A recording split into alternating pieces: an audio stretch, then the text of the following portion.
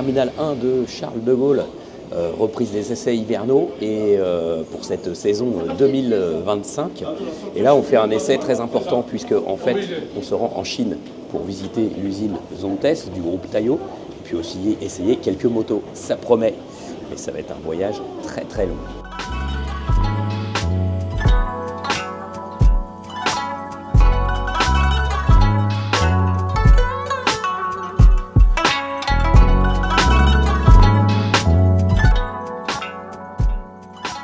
Bienvenue en Chine, sous le soleil. Alors excusez-moi ma voix, hein, c'est une petite rhinopharyngite, un petit rhume. Mais voilà, je ne boude pas mon plaisir d'être ici, vraiment très loin de la France pour essayer en avant-première le nouveau pari de Zontes, la 703F, le trail routier, trail aventure. C'est vraiment le nouveau challenge du constructeur chinois. Alors on a visité l'usine, on a pris en main la 703 RR et on a fait un essai dans des conditions très particulières sur un petit bout de route, un parking, un petit peu de tout-terrain de cette 703F qui franchement s'avère prometteuse. Allez, je vous emmène en galop d'essai. C'est parti! Alors déjà ce qu'on constate, c'est regarder l'environnement de bord. On a un guidon légèrement cintré. Une selle à 845 mm, je m'arrête. Ouais. Bah, je touche des deux côtés, pointe de pied, malgré que je mesure moins d'1,70 m. Donc ça c'est plutôt positif. Ensuite, on a une position qui est agréable, on a de la place, on peut se reculer sur la selle, s'avancer, on a de la place sur cette moto. Et les bras c'est un guidon qui est large, sans excès, on est détendu. C'est une position de trail routier, hein. Voilà. On va voir tout à l'heure en tout terrain si on peut se mettre debout. Donc là je suis en mode S, qui est le mode sportif, qui génère plus d'à-coups, hein. Mais c'était quand même mieux que sur la Sportive 703 RR. Alors la protection, aujourd'hui il y a beaucoup de vent là où nous sommes, hein, dans cette région. Beaucoup de vent, mais j'ai une bonne protection grâce à la bulle qui peut monter et descendre, qui est électrique. Et on a vraiment une bonne protection. Les rétros sont super, on a très très bons rétros. Il n'y a pas beaucoup de vibrations qui se dégagent de ce moteur, donc ça c'est très agréable. Et oui, parce que pour faire des kilomètres, là sans vibration, ce sera très bien. Le shifter hop, impeccable. Que hop, parce que ce n'est pas un accélérateur électronique, il n'y a pas de drive-by-wire. Donc du coup, on n'a que le shifter hop, ça c'est un peu dommage. Mais bon, c'est pas très grave. A noter la lisibilité du tableau de bord. Quand il y a du soleil, il y a quand même des reflets, hein. Mais sinon, ce tableau de bord, il est très clair. Il est assez facile à lire pour le régime et la vitesse. Il y a plusieurs fonds différents. Donc, et il y a toutes les infos utiles, hein. Température extérieure, l'horloge, les trips, il y a tout ce qu'il faut. L'indicateur de rapport, il est bien lisible aussi. La moto, elle se balance plutôt bien malgré ses 240 kg en ordre de marche. Un peu plus de 240 kg. Et elle avoue... plutôt une assez bonne facilité de prise en main. Alors le coffre de ce moteur, c'est vraiment un avantage, hein. Il a du coffre ce moteur. On a une bonne souplesse. Quatrième. Allez, 50 km/h. Il y a le léger à-coup avec le mode S. Mais si on visse, ça repart très bien. Et ça devient vite fougueux.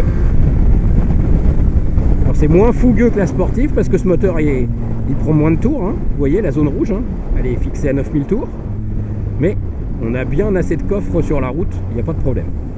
Ça s'annonce prometteur en termes d'agrément pour faire de la route départementale, nationale. Autoroute on ne sait pas trop, on n'a pas pu tester. Là j'ai la moto avec la version route 21 qui est moins naturelle au niveau des virages que la 17-19, hein. Là c'est la 18-21, elle est plus orienté tout terrain. Malgré tout, ça reste facile à piloter quand même, et d'un comportement assez sain, hein, vraiment, hein, avec des suspensions qui ne font pas trop cheval à bascule, hein. Il y a de la retenue hydraulique même si on freine fort. Et puis bah du coup on se retrouve quand même avec du confort de suspension, mais pas une moto trop souple, donc ça c'est agréable. Ah, la bande son elle est très très bien sur cette moto, le son du moteur, le son de la boîte à air aussi, très bien.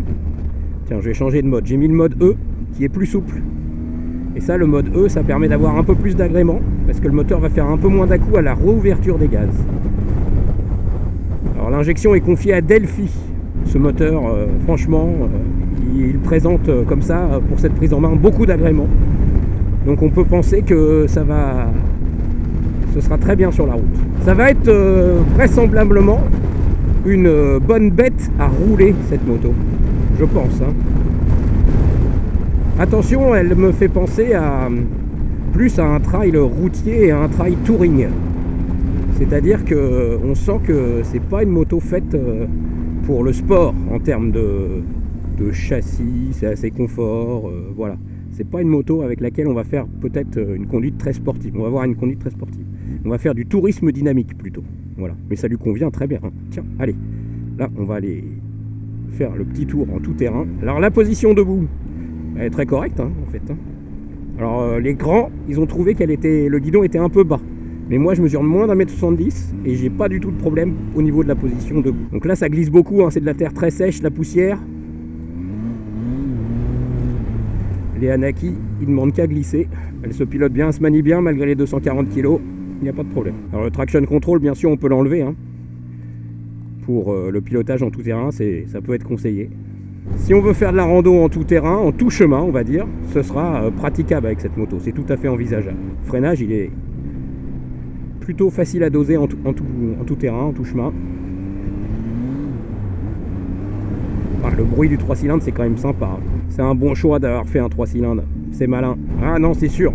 Je pense que cette moto, ce sera vraiment une moto faite pour accumuler les kilomètres. Il suffira de lui mettre des petites valises et on peut partir en vacances sans problème avec cette moto. Route nationale, autoroute et tous les chemins, c'est possible qu'on ait une bonne bête à rouler. Bon, allez, je vous fais un petit focus technique sur ces motos. Alors, regardez d'abord, les Ontes, on ne les confond pas. Franchement, le design, il est très particulier. C'est toujours clivant chez Ontes. Donc là, ils ont osé ces petits déflecteurs jaunes à côté de la couleur orange. C'est quand même tendu. Une bulle haute qui peut se régler en hauteur et électrique, s'il vous plaît. Alors, elle monte très très haut, bien sûr. Elle protège plutôt pas mal. Les feux qui sont aussi très particuliers. On ne va pas confondre la Ontes. Il y a même une dashcam là que vous voyez ici. Il y a des protège-mains qui sont de série, ça c'est plutôt bien. En plus, ils ont l'air de plutôt bien protégés. Super rétroviseur. On a une selle fabriquée, s'il vous plaît, par Zontes, puisque le constructeur chinois revendique, clame haut et fort, qu'il adore en fait tout fabriquer, tout maîtriser sur ses motos. Donc c'est vraiment quelque chose qu'il défend et qu'il met en avant. Donc une selle qui a été spécialement conçue par Zontes pour bien vieillir. Elle est plutôt bien fabriquée. On note qu'il y a sur cette moto une petite coquetterie avec un petit coffre latéral. Alors pour l'anecdote, ce coffre au départ, ça devait être un réservoir additionnel, mais c'était trop compliqué, puis ça ne servait à rien en termes de volume. Donc du coup, ils l'ont finalement troqué contre un petit coffre. Bon, c'est plutôt pas mal senti ça, ça va permettre de faire un petit peu de rangement, un bloc-disque, un pantalon de pluie. Sur cette moto, ce dont je voudrais vous parler surtout, c'est du moteur. C'est un tout nouveau moteur fabriqué par Zontes, exclusivement pour Zontes, 703 cm3. Et l'ingénieur en chef, qui n'est autre que le CIO de l'entreprise, a expliqué qu'il voulait un moteur plutôt longue course pour favoriser le couple. Donc il est un peu plus typé longue course que les 3 cylindres concurrents de chez Yamaha par exemple ou de Triumph. Donc il met l'accent sur le couple. Vous noterez qu'il y a un shifter. Il est de série, mais c'est le shifter up uniquement, puisque cette moto ne comporte pas de ride-by-wire. Le constructeur chinois étudie la possibilité de mettre un ride-by-wire sur ces motos, mais pour l'instant, elle n'en a pas. Elle a des commodos qui sont vraiment très complets. On n'a pas pu tester vraiment la manipulation en cours, c'était un essai très court, c'était particulier. Le tableau de bord aussi très complet, il y a un peu de reflet sur ce tableau de bord. Malgré tout, on va dire qu'il est plutôt complet et c'est plutôt lisible.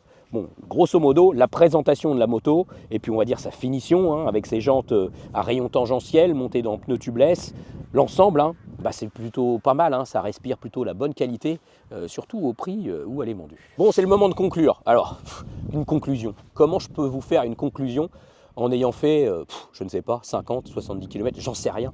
En fait, on a fait quand même très peu de kilomètres avec cette moto. C'est ces différentes versions. Donc c'est assez difficile de conclure, hein. C'est vraiment un pré-essai, une prise en main, hein, voilà. Donc ce qu'on peut voir, c'est que le moteur, en fait, il est plutôt bien né. Il a une belle sonorité, la boîte de vitesse fonctionne très bien, les commandes, l'embrayage, tout ça, c'est souple, c'est vraiment très très chouette.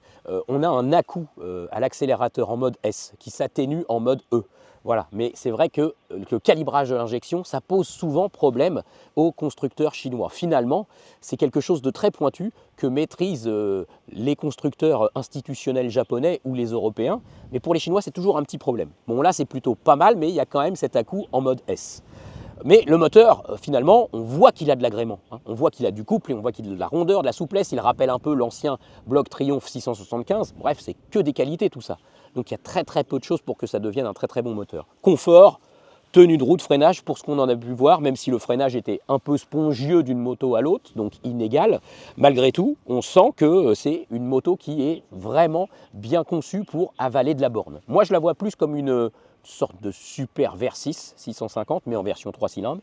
Une moto touring confort qui va être dynamique, mais qui va plutôt être apte à faire du touring et un usage quotidien avec beaucoup de polyvalence. Alors on n'a pas pu tester le duo par exemple, on n'a pas pu tester la protection sur autoroute, mais en définitive ça sent être une moto bien née et qui va vraiment se savourer au fil des kilomètres pour faire du duo, pour partir en vacances, pour l'usage de tous les jours.